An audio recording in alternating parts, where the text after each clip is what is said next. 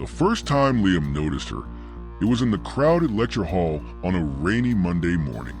She sat in the back, cloaked in shadows, scribbling furiously in a battered notebook. Her long black hair hung in curtains over her pale face, and every now and then he felt her eyes on him, intense, burning, like she was dissecting him with her gaze. At first, he dismissed it. College was full of odd people, and Liam was too busy adjusting to his new school to care about the strange girl in the shadows. But the longer he ignored her, the closer she seemed to get.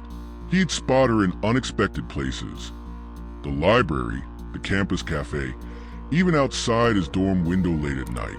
She always wore the same expression, a faint, unsettling smile, as though she knew something he didn't. The first real warning came in the form of a note. One evening, Liam returned to his dorm after a late-night study session to find a folded piece of paper on his desk. He hadn't left it there, and his roommate swore he hadn't been in the room all day. Opening it, Liam read the words written in delicate, looping handwriting. "I've been waiting for you." He felt a chill creep up his spine. He thought about throwing the note away, but something about it rooted him to the spot. The handwriting was elegant, almost beautiful, but the message sent a wave of unease through him.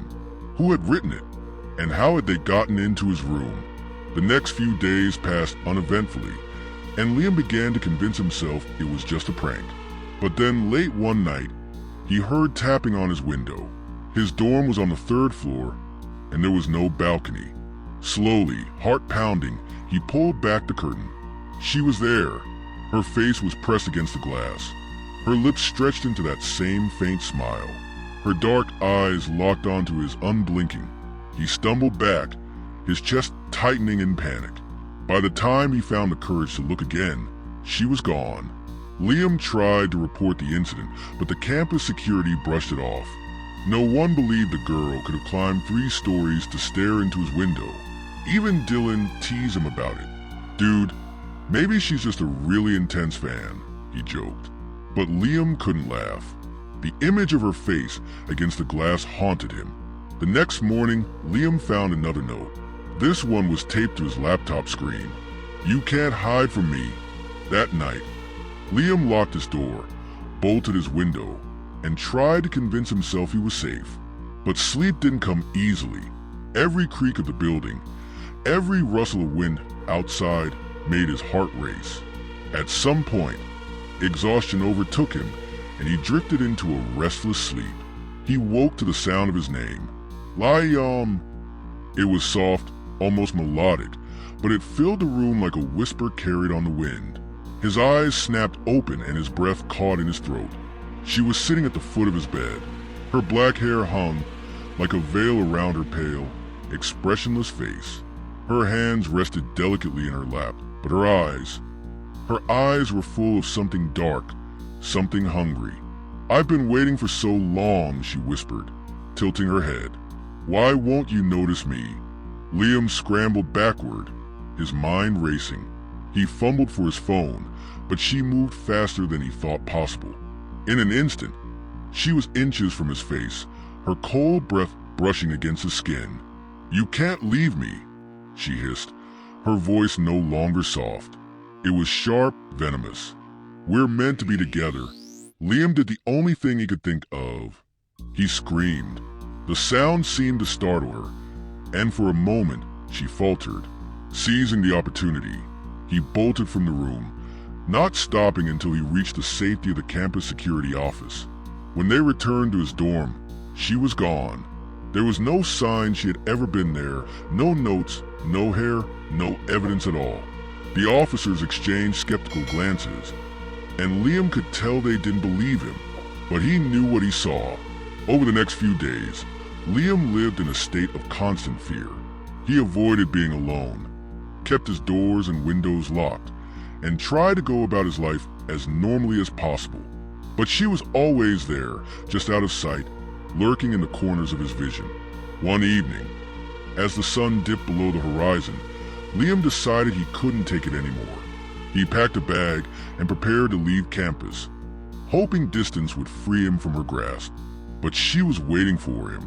As he stepped into the parking lot, she emerged from the shadows. Her face was no longer expressionless. It was twisted with rage. "You can't run from me, Liam," she snarled, her voice echoing unnaturally. "You're mine." The streetlights flickered, and for a moment, everything went dark. When they came back on, she was inches away, a knife glinting in her hand. Liam fought harder than he ever thought possible. He kicked, screamed, and managed to knock the knife from her grip. He ran, his legs burning, his heart pounding as he screamed for help. When the police arrived, she was gone, but they found her notebook filled with page after page of Liam's name, alongside detailed sketches of him sleeping, walking, even sitting in class. Liam left the school that night, disappearing into a new life far away. He never told anyone where he went, never used the same name twice.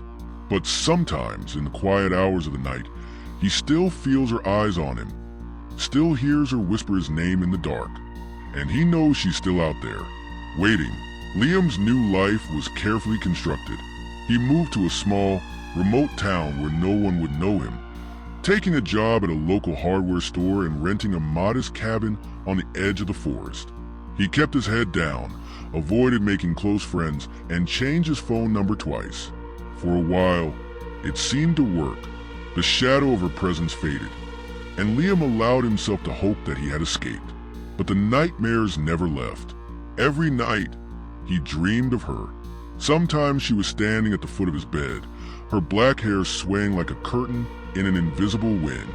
Other times, she was watching him from a distance, her smile stretching too wide for her face. The worst dreams were the ones where he couldn't move, where she crawled onto his chest, whispering his name over and over until he woke up gasping for air. Months passed, and Liam tried to convince himself that the nightmares were just his mind's way of processing the trauma. But deep down, he knew better. She was still out there, waiting for the perfect moment to strike. One rainy evening, as Liam was closing up the hardware store, he noticed something odd. A woman was standing outside in the parking lot, her face obscured by a hood.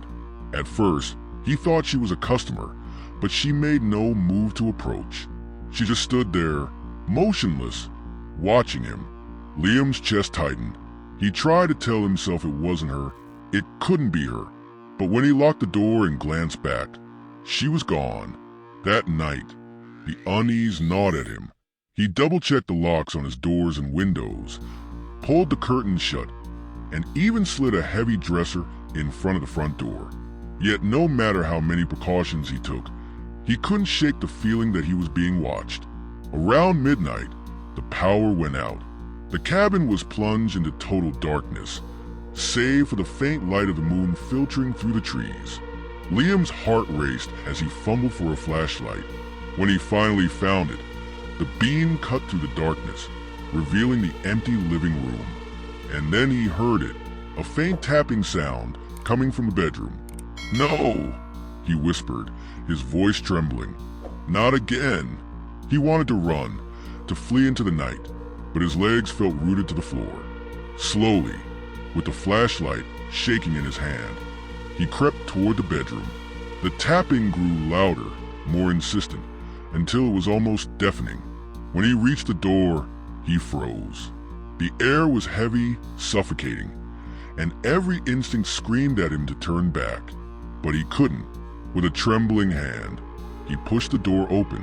She was there, sitting on his bed, her pale fingers drumming rhythmically against the headboard. Her face was different this time, twisted, grotesque, as though rage had hollowed her out from the inside. Her eyes were black pits, and her smile stretched impossibly wide, splitting her cheeks like a wound. "You thought you could escape me," she hissed, her voice echoing unnaturally. "You thought you could hide." Liam stumbled back, his mind racing. He tried to speak, but the words caught in his throat. "I've been waiting, Liam," she continued, rising to her feet. "Watching. You can't run from me. You never could." He turned and bolted, sprinting out of the cabin and into the woods. The rain lashed against his face, and the branches tore at his clothes, but he didn't stop. He could hear her behind him, her footsteps impossibly fast, her laughter echoing through the trees. "Liam," she called, her voice melodic and mocking. "You can't escape. We're meant to be together." His lungs burned, his legs ached, but he kept running, desperate to put as much distance between them as possible. He didn't know where he was going. He just knew he couldn't stop. And then he tripped. He hit the ground hard. The wind knocked out of him. Before he could get up, she was there, crouching over him like a predator savoring its prey. "Don't you see?" she whispered, leaning close. "You're mine, Liam. You always were." She raised her hand, and he saw the knife glinting in the moonlight. He tried to fight, but she was too strong, her grip like iron. "I love you," she said, her voice soft and chilling. "And if I can't have you, no one can." The blade came down, and Liam braced himself for the end. But then, out of nowhere, a bright light flooded the forest. A voice shouted, and the sound of heavy footsteps filled the air. "Police!" "Drop the weapon." She hesitated, her face twisting with fury. Before Liam could process what was happening, she let out an ear-piercing scream and vanished into the shadows. The officers found Liam moments later, shaking and covered in mud. He tried to explain what had happened, but they didn't believe him. They thought she was just a figment of his imagination, a product of stress and paranoia. But Liam knew the truth. She was still out there, lurking in the darkness, waiting for the perfect moment to strike again. And no matter where he went, no matter how far he ran, she would always find him. Because she didn't just want him, she needed him